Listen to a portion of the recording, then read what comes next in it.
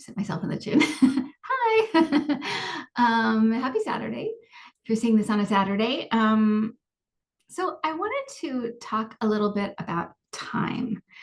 Um, I always bring this up. I bring this up with a lot of guests on my Sunday show because it's something that's of great interest to me. And so this morning I had a whole sort of conversation or communication with my guides asking about time and what is going on with time. Why is time so weird? Why does it seem to be moving at lightning speed? What is going on? And so they said a few things that I thought you might find interesting. And they also gave some suggestions to slow down time. And when we need to, right? When we need to. So, what has happened is that after COVID, because at the end of COVID, I got messages that time would be speeding up. And some of this was to sort of regain lost ground. Because I remember doing readings around that time, and people were like, before COVID, people were like right on top of a new relationship or a job promotion or some different things were kind of right on top of them or moving or whatever. And because of COVID, it was pushed out. It was kind of like it was further away. And I remember that very specifically happening a lot. And people saying like, what gives? I thought, I was anticipating this, or I was waiting for this, or this was supposed to happen, and it didn't. A lot of things got pushed out because of this sort of stillness of COVID. And so some of it is sort of to regain lost ground, but a lot of it is, so there is that reality of like time speeding up. So you're not crazy. That is really what's happening, but not to the degree that we think. And part of it is just the fast-paced way that we live and the loads and loads of information that we can take in from all around us, all over the world, all the time. There's also an end, and not for everybody. This is not everybody that lives this way or is experiencing this, but those people who are on social media and keeping track of the news and things like that, everything moves so quickly, and so another reason too is that we don't really have delayed gratification in the same way we used to. Everything is so immediate, and when it's not immediate, it's like, well, then on to the next thing that can be immediate, because I don't want to wait for that. I don't want to do that. If I can't get, whatever, a family member to pick me up, I'll get an Uber. We're used to that kind of immediacy of everything. So there's that as well. Not having to wait for anything, right? And so it is partly time is speeding up a bit to make up lost ground. Okay, so that is a thing. It's also the world we live in today is very fast-paced, and we don't have that sense of delayed gratification anymore, which would slow time down. It's largely a lot of it is perception. And then you also have people in charge right now. I would say, people that are running the media and the government, and there's a reward that they get from keeping people on edge, afraid, divided, angry. There's a reward for them in that. People that are in power now can keep having power. If everybody's angry and upset and mad and da, da, da, some of that's working out for them, some of it's not. but they use this to keep changing the subject, right? Especially if there's hot water that they get in, it's like change the subject, change, so just keep going, and it makes people feel off balance. It makes them feel like everything's just crazy, and let me just get my head, it creates this sort of discombobulation or confusion, and that also is benefits them, because then it's like, what is the real truth, or what are we really seeing, what is really happening? It's kind of that confused state where you can't judge what's happening, or it's confusing. So that benefits them, right? The media is benefiting, and social media benefits because it keeps people clicking and coming back. Oh my gosh, what's going to happen? Oh my gosh, and all of that is kind of, by the person who is the viewer or the watcher or the clicker, is controllable, right? We were watching the movie Napoleon last night, and it seemed like such an awful time. It seemed so awful. Everybody's fighting everybody, and it was just seemed like it was just so awful. And people that weren't in power, like big power, like in the royal family or in the in the whatever, the government, and high up in the government, were living in horrible conditions. So it was horrible, right? So you cannot tell me that that time was less chaotic than this time when it comes to world affairs. It was crazy, right? And it's crazy now, I give you that. But there's a lot of nations at peace. They're not involved in any conflicts. In Europe, there's lots of places that are not involved in conflicts. And back then it was like everybody was doing everything. That's terrible. So, but if you didn't live in that place, you really didn't, you might hear about it in a newspaper, or I don't know, or wherever they, the different ways um, you might hear about it, but not every day, definitely not every day. You wouldn't hear about like the a battle until it was well over and had already happened.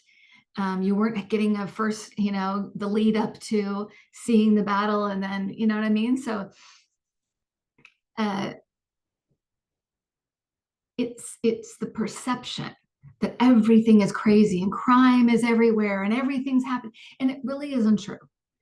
We're living in very peaceful times. We really, really are. We're living in a low crime time as well. Right now, I think we have 0 border crossings or something, right? You'd never know that to look around. Never.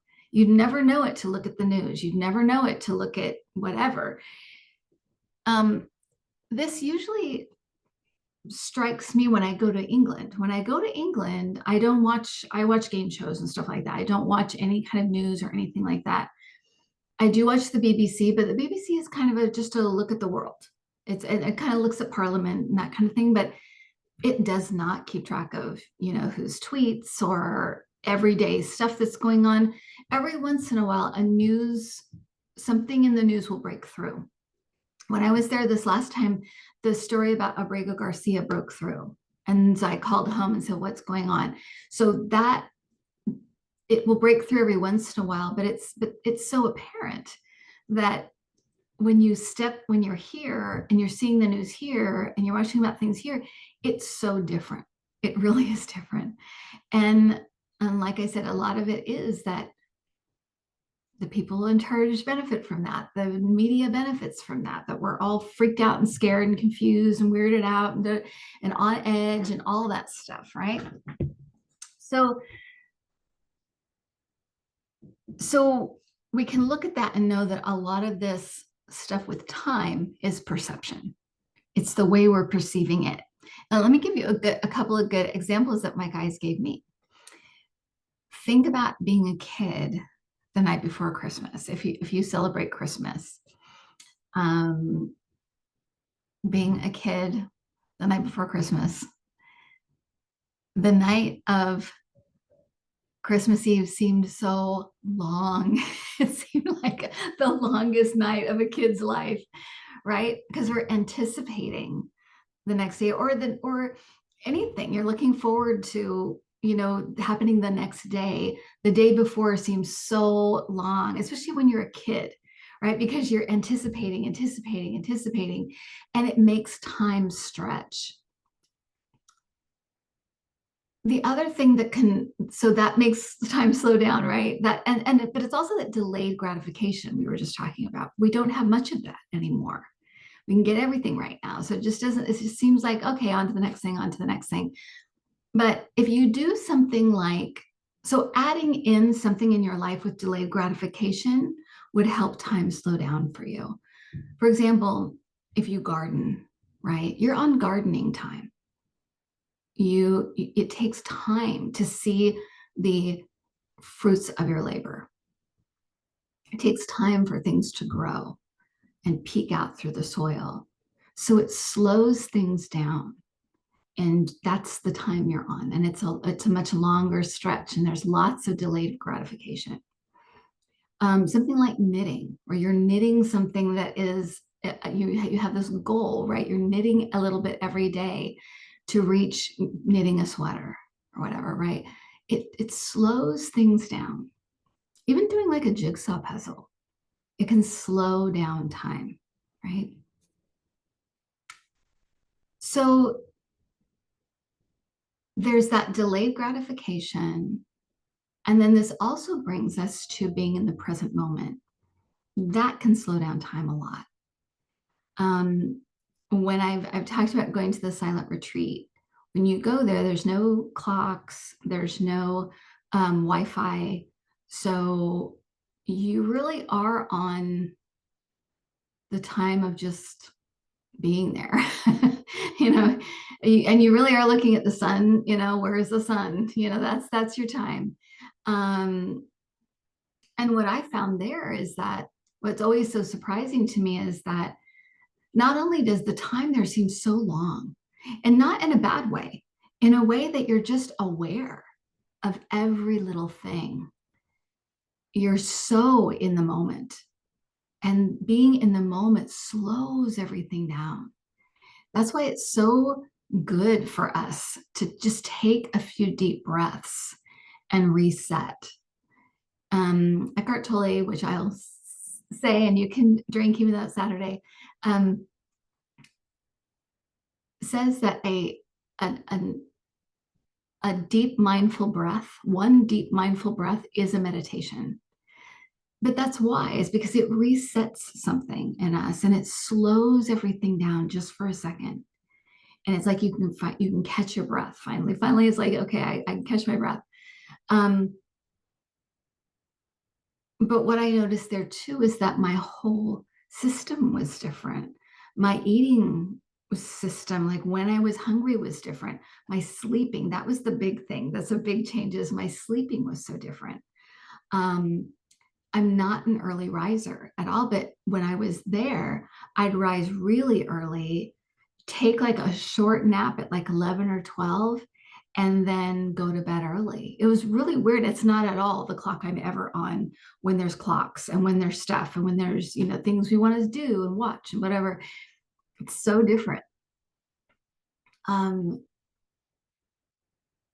So making that effort to be in the moment will help slow down time as well. So the answers I got, I guess, is that it's slightly true that time is speeding up a little after COVID. It did speed up a little to sort of regain lost ground. But a lot of it is perception, the way we're perceiving. I thought about too the way that I used to spend my time, because I always think of the 70s as being a slower time. And it was, because we had a lot more delayed gratification, right? You anticipated things a lot more, because even like movies are like, you can stream them right away. there's very little anticipation. Maybe when you see the trailer and it comes out, but it's other than that, it's like it's there. You had to wait for a movie to come out, and then you had to wait to go stand in line forever to buy tickets and stuff. I mean, it was a lot of delayed gratification. So that would slow down time in itself. Right now, we know that slows down time. But um, but I also thought about the ways I would spend my time. I spent a lot of time outside as a kid. Um, just being in the moment, being a kid, being in the moment. What are we going to do now? What are we going to do now? So it was very much in the here and now. Um, being a kid in school and waiting for the bell to ring, right? The last hour of the school day was so long. An anticipation of, okay, I'm going to be out of school, or the weekend. Oh my gosh, Fridays at 2 o'clock was like the longest hour or two of your life. But I also thought, I used to listen to records a lot, and I used to read magazines a lot. I spent half my life on the phone when I was a kid and a teenager. Um, all of those things are very, very slow. They're quiet, kind of like, I think of them as like quieter activities in a way. Um, Slow paced, but also loving being in the moment. I wasn't trying to escape the present. I wasn't trying to get to the next thing. I was doing what I loved. And so that brings us to our last thing that we can do to sort of slow down time for ourselves, is doing things you really deeply love. Because you don't want to escape from it. You don't want it to be the next moment, and you don't want it to be the last moment. You want to be right here, right now. And maybe you don't have things you love right now, or you've forgotten what you love right now. So that can be your homework, right? Figuring out, what do I love right now? What really, really brings me not just joy, but contentment. I'm really content when I'm doing this activity. And it can be anything. My guides have repeatedly said, no joy is too small. So it can be tiny. It can be just eating chocolate, or cooking, or I don't know, everything's food based. Maybe I'm hungry. Or walking across and watching the dogs at the park, but something that just brings you to a satisfied, contented, happy place where you don't want to escape the moment. You want to be right there. Um, and that also helps to slow down time, because you're not trying to escape in any way. And that's also when I feel like, and I've talked about this before, but it's always that feeling of everything's right with the world. In that space, everything's okay. All is going to be okay. Everything's always been okay. And there's nothing to, you don't have to do anything but be right here, right now. And it's a rare feeling, because you're in a world where you feel like a lot of things are out of your control, and you're just seeing it happen. It can be a very helpless, a place. You don't know what to do. You don't know what you can. But if you can come to the present moment, not only does that make you, being in the present, it really does make your light shine. Again, Eckhart Tolle calls us, people that stay in that present moment state, frequency holders. They're holding that high vibrational frequency. So you're sitting in that when you are in those calm, contented, peaceful now moments. And so you are doing something. You really are doing something for the world, being in that space. And we can all do that. We can all do it. You just have to find the way that is best for you to do that. Maybe it's in little increments. Maybe it's when you make your tea in the morning, you're very present. or you take a bath at night, you're very present. We can find these little ways, or you can find these more stretched out ways through, if you love gardening or cooking or cleaning. Like I like cleaning, so I'm always very in the moment when I'm cleaning. So it's everybody's very different, but that's your homework, right? Find that place for yourself and be a frequency holder in that moment and be at peace yourself and slow down time. Okay. So I hope this was helpful and I will talk to you guys tomorrow. Yeah, I'll see you tomorrow. Tomorrow is Sunday. Today's Saturday. So that's why I'm saying tomorrow, just in case you see this another time. I'll see you tomorrow and I will talk to you soon. Bye.